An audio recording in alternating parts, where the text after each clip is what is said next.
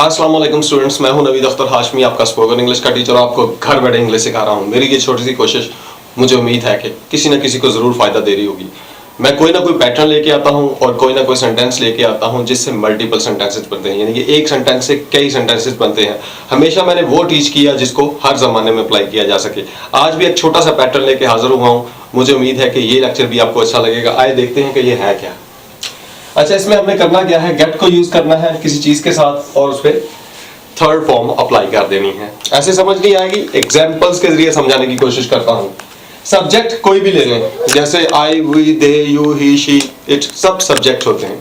एक सब्जेक्ट ले लिया, उसके बाद get the money change, get ले लिया और यहां हमने कहा कि समथिंग, समथिंग ये प्रेजेंट कर रहा है, वर्ब थर्ड है और गेट हमने ऐसे ही लगा देना। तो I get the money change, इसका मतलब है कि मैं पैसे चेंज करवाता हूं। अच्छा, बात क्या है कि गेट एक्चुअली किस वर्ड को, जब गेट को थर्ड फॉर्म के साथ हम यूज करते हैं तो इसका मतलब है काम करवाना। अच्छा, करना तो सिंपल डू होता है। आई डू दिस, मैं करता हूं। आई ईट, मैं खाता हूं। आई प्ले, मैं खेलता हूं। मगर यहां बात करना नहीं है, यहां करवाना है। कहने से मतलब ये है कि करने वाला कोई और है। मैं खुद काम नहीं करूंगा, मैं किसी के जरिए करवा लूंगा। तो जब हम किसी के जरिए काम करवाते हैं ना, तो उसके लिए हम गेट के साथ थर्ड फॉर्म यूज करते हैं। जैसे करवाना, मैं कहता हूं कि मैं जूते पॉलिश करता हूं और मैं कहता हूं कि मैं जूते पॉलिश करवाता हूं। आपने देखा होगा कि इन दोनों सेंटेंसेस में बहुत ज्यादा डिफरेंस है। मैं जूते पॉलिश करता हूं, इसका मतलब है कि मैं खुद करूंगा, ठीक है ना। इसी तरह मैं खाना खाता हूं तो खाना मैंने खुद खाना है। और अगर मैं यही बात कहूं कि मैं जूते पॉलिश करवाता हूं, तो इसका मतलब है कि मैं किसी और बंदे से करवाऊंगा। तो आज का हमारा ये पैटर्न फोकस कर रहा है काम करवाने पे, करने पे नहीं। हमने इन सेंटेंसेस के जरिए लोगों से काम करवाने हैं। आइए जरा देखते हैं। जैसे I get the money change, यानी मैं पैसे चेंज करवाता हूं, खुले पैसे लेता हूं, मगर मैं, क्योंकि मेरे पास तो नहीं है। चेंज किस, कौन करेगा? कोई और बंदा करेगा। इसी तरह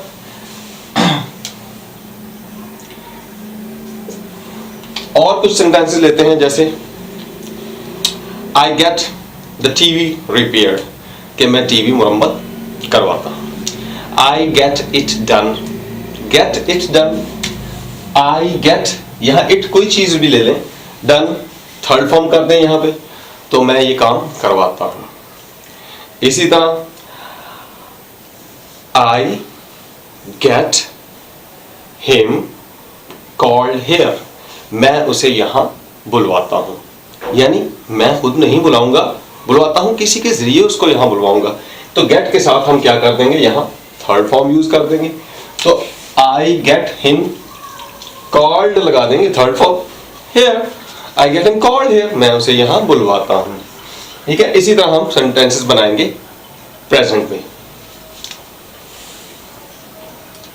आई गेट, यहां हम कोई, यानी प्रोनाउन की कोई ऑब्जेक्टिव फॉर्म भी दे सकते हैं, जैसे हिम, हर वगैरह, ठीक है। I get him brought here, मैं उसे यहां मंगवाता हूं। इसी तरह I get the food brought here, मैं फूड यहां मंगवाता हूं, यानी मंगवाने वाला मैं हूं, मगर लाएगा कोई और बंदा। इसी तरह अब हम इसको माजी में देखते हैं जरा। पास्ट में ये अप्लाई करेंगे तो क्या हो जाएगा, ये जो गेट है ये सेकंड फॉर्म बन जाएगी, और जब ये सेकंड फॉर्म बनेगी तो क्या हो जाएगा, गेट क्या है, गॉट में चेंज हो जाएगा। तो I got the shoes polished, third form use करेंगे, याद रखिएगा। इस सेंटेंस में गेट हो, गॉट हो, विल गेट हो, चाहे जमाना कोई भी हो, फॉर्म थर्ड ही रहेगी। इसमें ये वाली फॉर्म थर्ड ही रहेगी, इसमें चेंज नहीं आएगा। जो भी चेंज आएगी गेट के साथ आएगी। गेट को हम मसलन इसी फिक्रे को जरा देखते हैं, मुख्तलिफ तरीकों से चेंज करते हैं। अगर तो ये प्रेजेंट है, तो I get the money change, मैं पैसे चेंज करवाता हूं, ठीक है। अगर ये माजी बन जाएगा तो I got the money change, तो मैंने पैसे चेंज करवाए। तो अगर ये फ्यूचर बनाना चाहें आप इसको, फ्यूचर में आपको पता है कि विल शैल आता है, तो I will get the money changed, मैं पैसे चेंज करवाऊंगा। तो फिर चेंज ही रहेगा, थर्ड फॉर्म अपनी जगह ही रहेगी। जो भी चेंजिंग आएगी इस गेट के साथ आएगी। तो I have got the money change, मैं पैसे चेंज करवा चुका था, या I have gotten the money change, चाहे अमेरिकन में ले जाएं तो फिर भी मैं पैसे चेंज कर चुका था।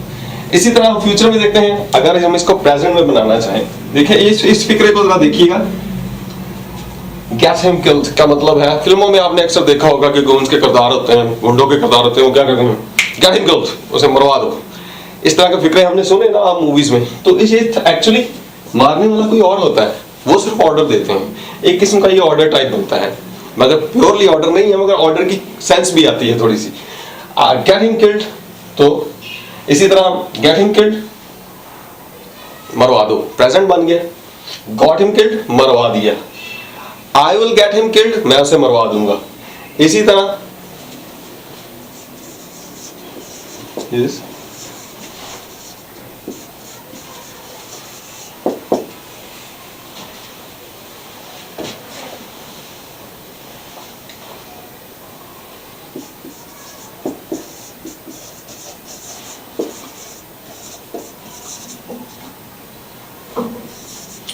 She is getting the food cooked, वो खाना पकवा रही है या बनवा रही है। ये नहीं काम कर रही, गेटिंग द फूड कुक्ड किसी और के जरिए इसको पकवाया जा रहा है, तो हम इसको माजी में कंटिन्यू में भी यूज कर सकते हैं। और इसको अगर हम यहाँ वाज कर देंगे तो आपको पता ही है कि ये पास्ट कंटिन्यू बन जाएगा। इस तरह इसको कहने से मुराद है कि गेट के साथ फॉर्म्स चेंज करके सेंटेंसेस की हम इसको हर जमाने में यूज कर सकते हैं। मुझे उम्मीद है कि आपको समझ आ रही होगी कि गेट के साथ कोई समथिंग, कोई चीज लगा के या कोई ऑब्जेक्ट लगा के, जो ऑब्जेक्टिव फॉर्म होती है इसकी प्रोनाउन की, वो लगा के हम आगे थर्ड फॉर्म लगा के कोई काम करवाते हैं। I get him called here, मैं उसे यहां बुलवाता हूं। आई गॉट हर प्रपोज्ड, इसका मतलब ये नहीं कि मैंने उसे प्रपोज किया, मैंने उसे प्रपोज करवा दिया किसी के जरिए। इसी तरह आई गेट इट डन, ठीक है, मैं ये काम करवाता हूं। आई गॉट इट डन, मैंने ये काम करवा दिया। और I will get it done, मैं ये काम करवा दूंगा। हैज पीछे होगा तो आई हैव गॉट लगा रहे हैं या गॉटन लगा रहे हैं, I have got it done, ठीक है, मैं ये काम करवा चुका हूंगा। अच्छा जी, और इसके अलावा हम माजी में इसको लेके जा सकते हैं, जैसे गॉट, और फ्यूचर में विल गेट। और इसी तरह हम इसको कंटिन्यू में कैसे लेके जाएंगे, I am getting it done, मैं इसे करवा रहा हूं। और I was getting it done, मैं इसे करवा रहा था। तो मतलब ये है कि जब हम गेट के साथ थर्ड फॉर्म यूज करते हैं तो इसका मतलब हो जाता है काम किसी के जरिए करवाना।